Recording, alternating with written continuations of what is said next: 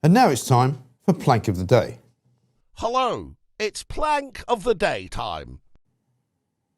It's hard to imagine, isn't it, living in a country where things are changing so quickly that it's so hard to keep up with what's actually going on a day-to-day basis. I mean, you all know what I'm talking about because I'll show you the clip later on. But what we're talking about is our political system being hijacked, our political system in this country, which has existed for hundreds and hundreds of years. We've had the Whig Party, we've had the Liberal Party, we've had the Tory Party, we've had the Labour Party, we've had the Communist Party.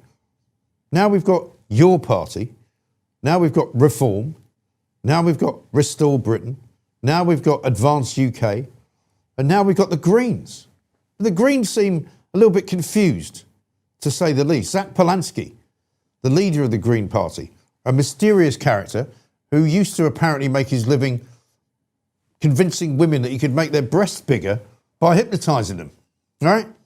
This guy is now the leader of a political party, and there are some serious individuals in this country who think he should be the Prime Minister, despite the fact that he brushes his teeth with a hammer, despite the fact that this guy wants to do away with all landlords, even though his candidate in Gorton and Denton is in fact a landlord, Hannah Spencer. This guy wants to do away with all restrictions on pornography. He wants to do away with all the restrictions on drugs. He wants to make drugs legal. He wants to educate primary school children about how to take drugs safely and legally. Now they're talking about putting brothels in high streets. But by far and away, the worst thing that they want to do is they want to sort of co-opt a community in this country who don't speak English, a community in this country who don't want to be English, a community in this country who have no interest in anything British or indeed English. They don't want British shops, they don't want British cafes, they don't want British restaurants, they don't want British sports, they don't want British culture, they don't like British music, they don't want to read any British books. Why?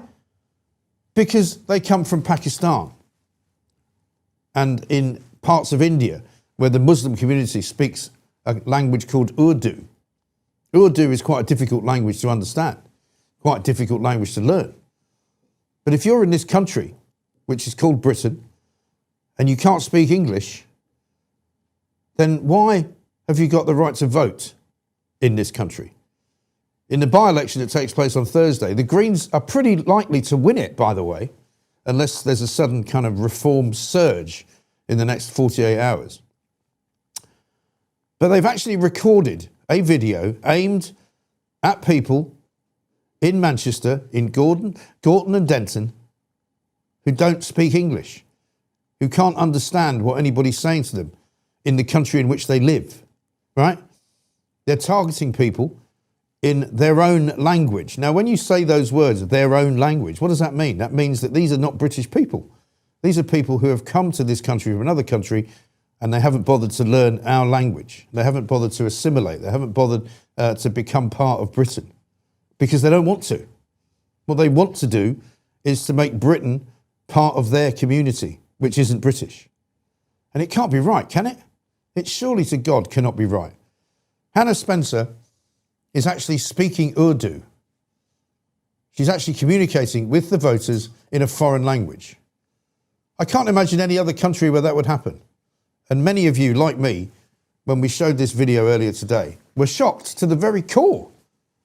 Because how could we have got here?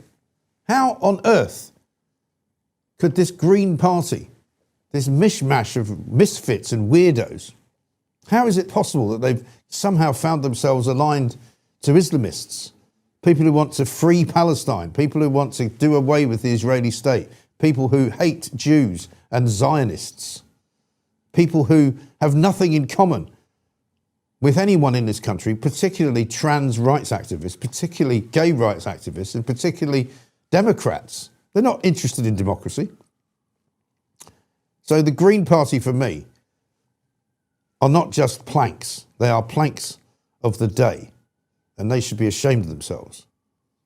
Hello, it's Plank of the Day time. So have a look at this clip and let's see if, like me, it makes your blood boil. को Gorton और Danton एक जुल्म सियासतदान जीत सकता है अगर हम reform को रोकने के लिए ग्रीन को वोट ना दें। मेरा नाम हना स्पेंसर है। मैं ग्रीन पार्टी की उम्मीदवार हूँ। दुकानदार, सफाई करने वाले, ड्राइवर्स, माएं, ये हम हैं जो इस इलाके को चलाते हैं। लेकिन सियासतदान हमारे लिए काम नहीं कर रहे।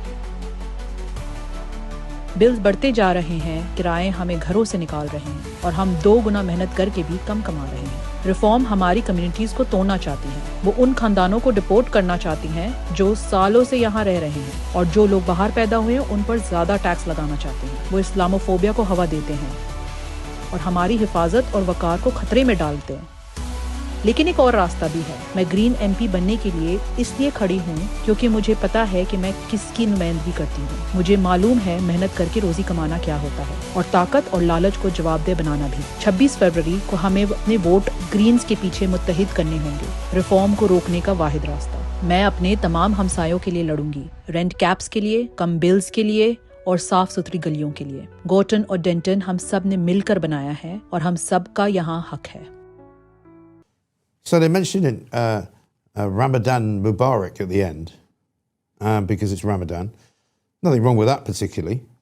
But what is all that about Donald Trump? Why are they showing pictures of Steve Bannon?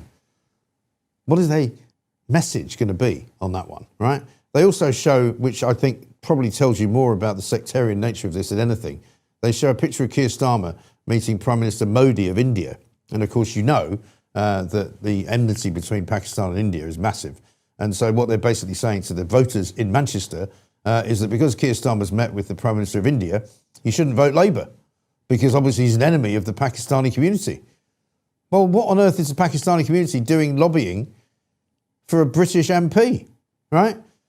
You've got Hannah there putting up a sign that says, you know, I'm from the Ministry of Plumbing. Well, we know she's not a plumber. We know that's all absolute nuts of rubbish. It's very divisive and it's very incendiary. And it's totally wrong. I can't see how the Electoral Commission has even allowed it to go out. They should have put a block on it.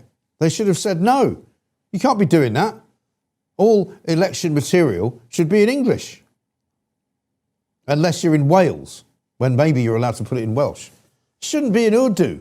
It's as simple as that. I don't know how to make it any clearer. What is going on in this country?